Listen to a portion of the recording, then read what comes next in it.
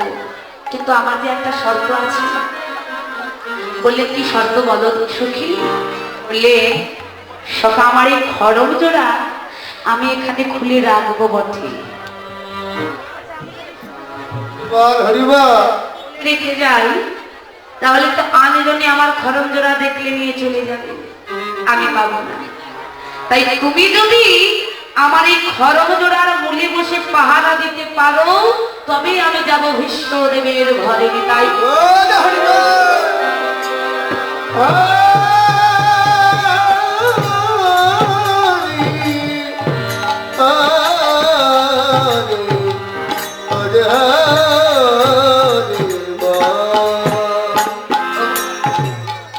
ভক্ত হলে ভগবানকে পরীক্ষা করার জন্য এমন একটি কথা বলা যায়।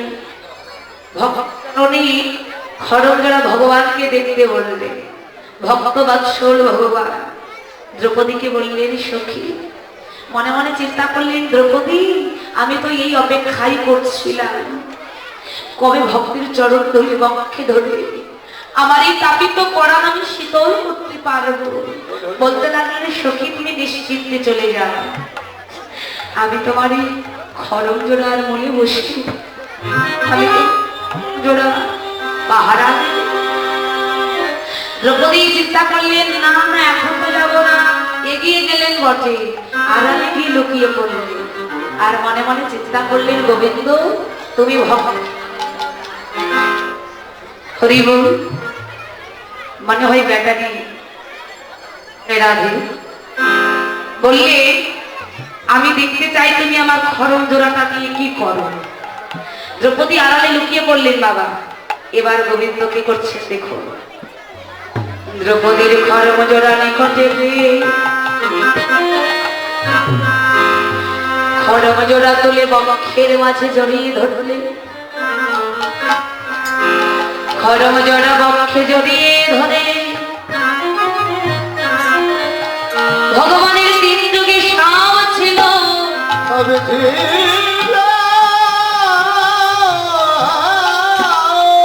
শাস্ত্র প্রমাণ করে বাবা একটি বস্তু ভগবানের কাছে ছিল না। সেই বস্তুটা কি? সেই বস্তুটা হলো বিশুদ্ধ প্রেম ভক্তি। ছিল কোথায়?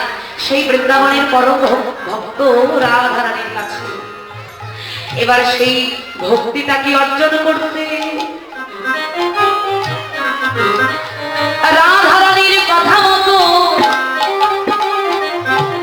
ভক্তির চরণ ধুলি এই খড়ম জোড়া বক্ষে জড়িয়ে ধরলে,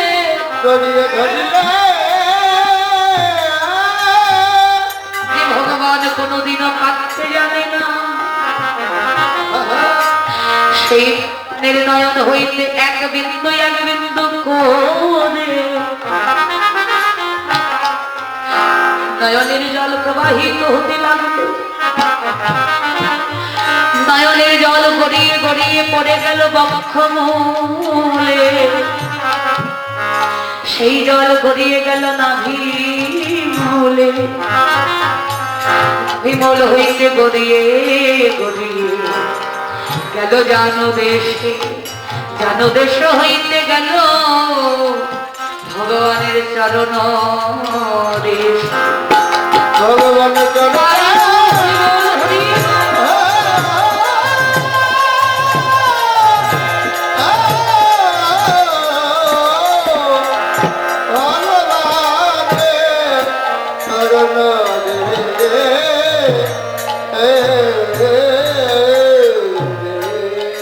চরণ দেশে গেল বাবা, ভগবানের সর্ব অঙ্গটা নয়নের জলে ভিজে গেল, চরণের ধুলি বক্ষে জড়িয়ে ধরে কেঁদে কেঁদে বলতে লাগলে, বলে আমার জগতে আমার ভাগ্যে ধুলি পাওয়া আর হয় কি,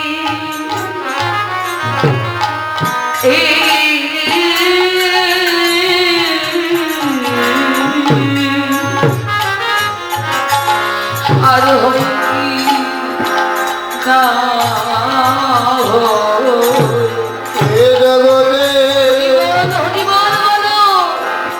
জগতে ভগতের ধুলি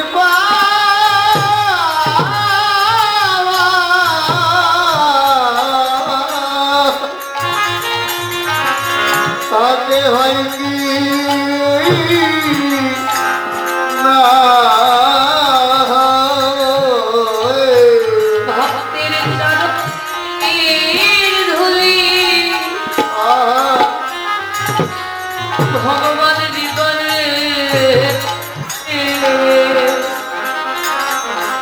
বলে আমার ভাগ্যে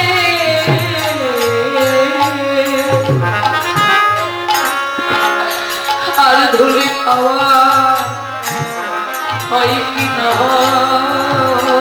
ভগতের চরণ ধুলি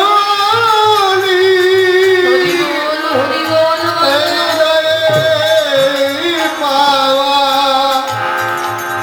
জগতে আমার ভাগ্যে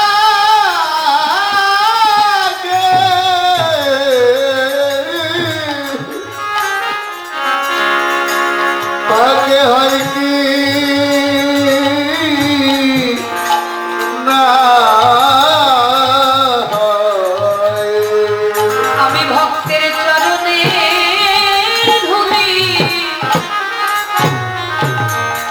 বড় ভাগ্যবান।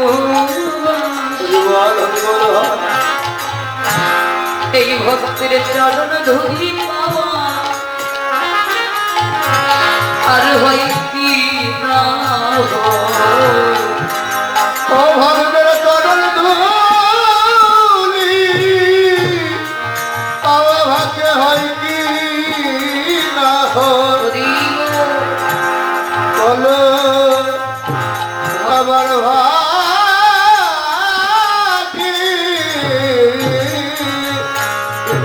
বলো আর হয় কি না হয়। বলে ভক্তের চরণে কৃপা, ও কৃপা,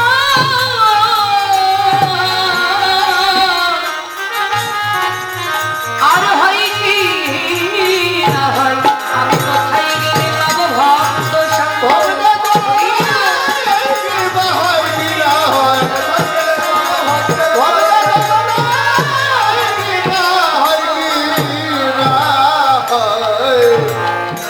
বলো বলো আমারে আবার পাবে আমার ভাগ্যে হয় কি না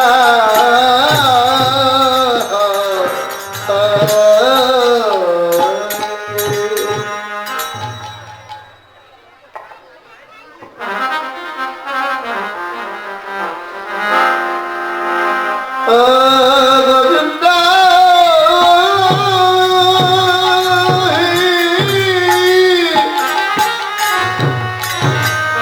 হরে গোবিন্দ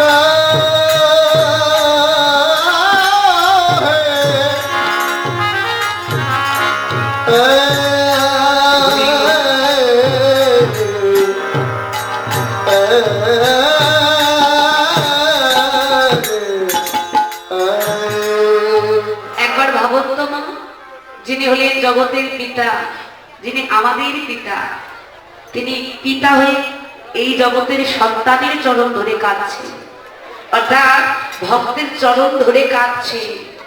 আর আমরা হলাম সেই হতভাগ্যজি, যে ভগবান চরণ পাওয়ার আশায় আমাদের কাঁদার কথা, কিন্তু আমাদের প্রাণটা কখনো কাঁদে না।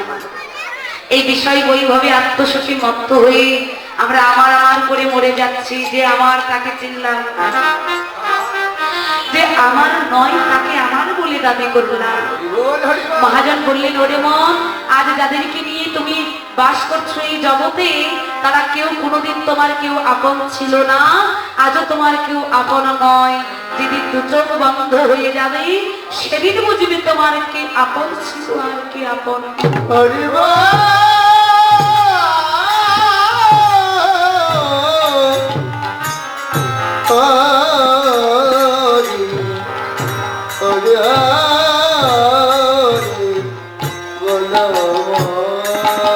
সেই ভগবান যখন খড়মজোড়া বক্ষে নিয়ে কাঁদছে, দ্রৌপদী পরীক্ষাটা বাড়িয়ে দিলেন। কি করে?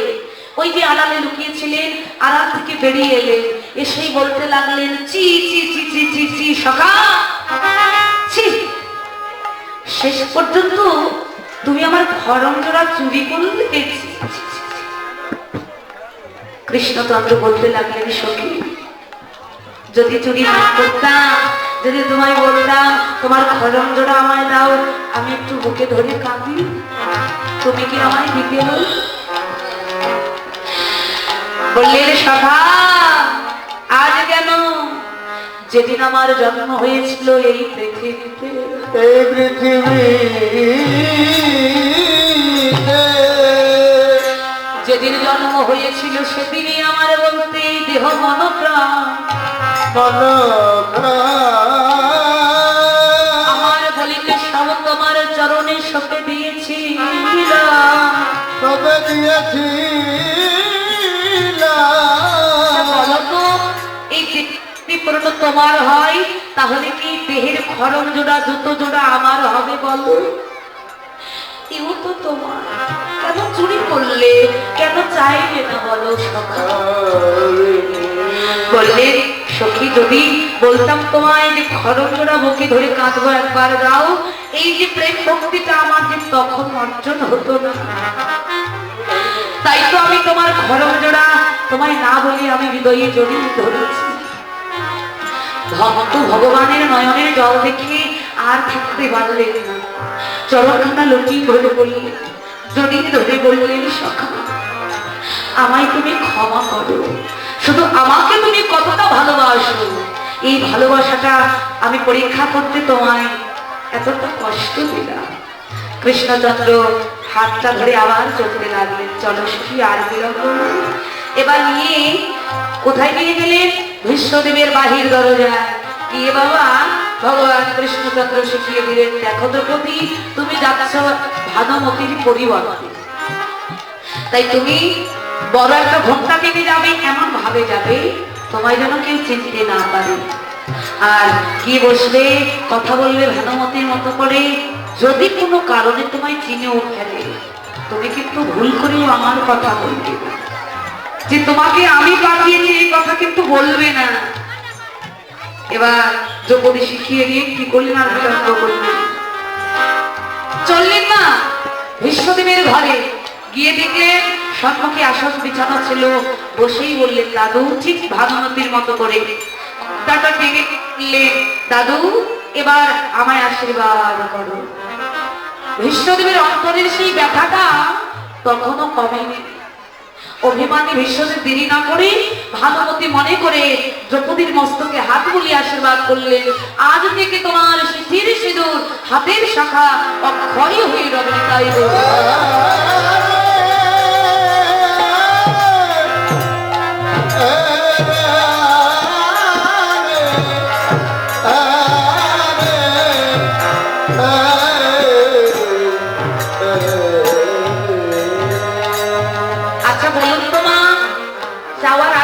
এত সুন্দর, এত মন পূর্ণ করবার মতো এমন একটা আশীর্বাদ পাওয়া যায়, অন্তরে কি আনন্দ ধরবে না? আনন্দ হবে না? তাই আনন্দে উন্মাদিনী হয়ে পাগলের মতো দ্রৌপদী নিজ কণ্ঠে চিৎকার করে উঠেছে। এবার যেই উচ্চ কণ্ঠে চিৎকার করে উঠেছে, ভীষ্মদেব ধ্যান যোগ থেকে চমকে উঠেছিল, কি আমি কার কণ্ঠ ধরে শুনলাম? এ তো ভানুমতি নয়। যেই চোখটা মেলিত করেছেন, দেখলেন ভানুমতির জায়গায় এসেছেন দ্রৌপদী।